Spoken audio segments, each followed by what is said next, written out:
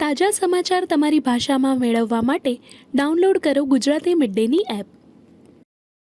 बात ऐसी है कि प्रधानमंत्री है, कल जम्मू कश्मीर में थे, कुंभ में थे, कुंभ में गए ना बाद में, और जगह पर घूमते हैं। प्रधानमंत्री है, देश घूमना चाहिए, लोगों से मिलना चाहिए। ऐसे जो काम है राष्ट्रहित में, उसका लोकार्पण करने की जिम्मेदारी प्रधानमंत्री के ऊपर होती है। अगर मुंबई में आकर प्रधानमंत्री जी ये जो काम आप बोल रहे हो कर रहे हैं तो स्वागत है, इस्कॉन का भी मंदिर का लोकार्पण करेंगे। आजकल हमारे प्रधानमंत्री देश के शंकराचार्य बन गए हैं, तो ये काम तो उनको करना ही पड़ेगा ना, वही तो उनकी वोट बैंक है, वो करना पड़ेगा। मणिपुर में भी जाना चाहिए। बार बार देश सवाल पूछता है कि मणिपुर कब जाओगे। आप दिल्ली चुनाव में जाते हो, सब जगह घूमते हो, आप मणिपुर में जाइए, हमें बहुत खुशी होगी। शरद पवार ने कल पलटवार किया अमित शाह को लेकर, वित्त मंत्री ने बयान दिया था, पलटवार किया, उनको कहा है कि जो मर्यादा है गृह मंत्री पद की उसकी रखिए आप। मर्यादा तो सभी ने रखनी चाहिए और देश के प्रधानमंत्री ने सबसे ज्यादा रखनी चाहिए, क्योंकि पूरा देश आपके साथ चलता है, आपकी सोच के साथ चलता है। जैसे पंडित नेहरू जी के साथ देश चलता था, गांधी जी के साथ देश चलता था, वैसे आपके साथ भी अगर आपकी इच्छा है तो आपकी सोच बदल लीजिए। गृह मंत्री जी को भी मैं कहूंगा ये, और प्रधानमंत्री जी को, जिस भाषा का इस्तेमाल ये दो नेता करते हैं बड़े पद पर, अब तक क्या कभी हुआ नहीं था। पवार साहब ने कहा कि मैंने अब तक से बहुत गृह मंत्री देखे, लेकिन तड़ीपार गृह मंत्री पहली बार देखा है। जिसकी तड़ीपारी हो गई तो गृह मंत्री हो गया।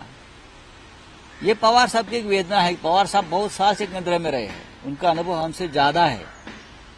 यहां आकर आप हमें धमकियां देते हो, गृह मंत्री, हाँ, गलत भाषा का इस्तेमाल उद्धव ठाकरे जी के खिलाफ करते हो, शरद पवार साहब के खिलाफ करते हो। क्या देश के सभी समस्या खत्म हो गई लॉ एंड ऑर्डर की? अगर वो यहां आकर बीड़ में जो चल रहा है हिंसा, आप देखिए जाकर, लॉ एंड ऑर्डर पूरा उद्ध्वस्त हो गया। बीड़ में एक डिस्ट्रिक्ट है, बाजू में ही है, जहां वो बोल रहे थे उनके बाजू में बीड़ जिला है, वहां खुलेआम मर्डर हो रहे हैं, अपहरण हो रहा है, बलात्कार हो रहा है, उसके ऊपर आप गृह मंत्री नहीं बोलते, मणिपुर के ऊपर नहीं बोल रहे, और उद्धव ठाकरे जी के ऊपर बोलेंगे, शरद पवार साहब के ऊपर बोलेंगे। ये गृह मंत्री का काम है क्या? संकट के समय कल एक अहम बात भी कही, मातोश्री आए थे जब वो तड़ीपार थे, अमित शाह की, जैसा आपने बताया था, अरुण जेटली के पास बैठे। देखिए, ये मैंने नहीं बोला है, ये शरद पवार साहब ने बोला है। आदमी संकट के घड़ी में दर दर की ठोकरें खाता है, सभी के दरवाजे पर जाता है, मदद मांगते हैं ये लोग। अगर मदद मांगते हैं तो हमारे जैसे लोग होते हैं, वो मदद भी करते हैं। बाला साहब ठाकरे के दरवाजे हमेशा खुले थे ऐसे लोगों के लिए। बाला साहब ने तो नरेंद्र मोदी जी को भी मदद की थी, पूरा देश उनके खिलाफ था। तब बाला साहब अटल जी को और आडवाणी साहब को बोले, मोदी जी को मुख्यमंत्री पद से मत हटाइए। अगर उस वक्त मोदी जी को हटा देते तो आज मोदी प्रधानमंत्री नहीं बनते। वैसे ही अगर अमित शाह जी को हिंदू हृदय सम्राट बाला साहब ठाकरे जी ने कुछ ऐसी मदद की है जिनकी वजह से आज गृहमंत्री पद पर वो है, तो है। पवार साहब ने यही बात छेड़ी होगी। लेकिन ये क्या था कि जब पवार साहब कह रहे हैं कि जब अमित शाह तड़ीपार थे तब मदद की अपेक्षा से उन्होंने मातोश्री में बाला साहब से मुलाकात की। मातोश्री पर जो मदद की अपेक्षा से आता है वो खाली हाथ नहीं जाता।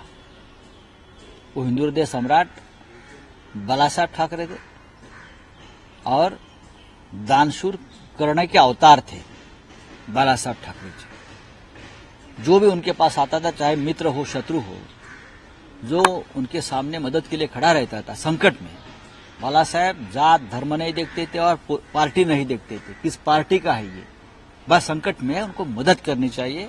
ये मदद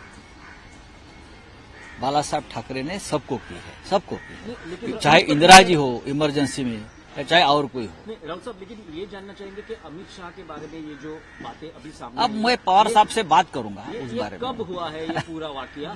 कब आए थे अमित शाह मातोश्री और बाला साहब से मुलाकात की? अभी देखिए, ये कल पवार साहब ने ये बात छेड़ी है, शरद पवार साहब ने बात छेड़ी है।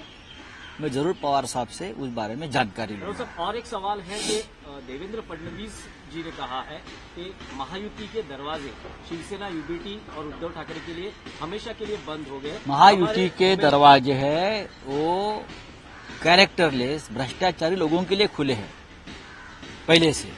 अब देखो ना उनके पार्टी में कौन लोग बैठे हैं महायुति में, आप देख लीजिए।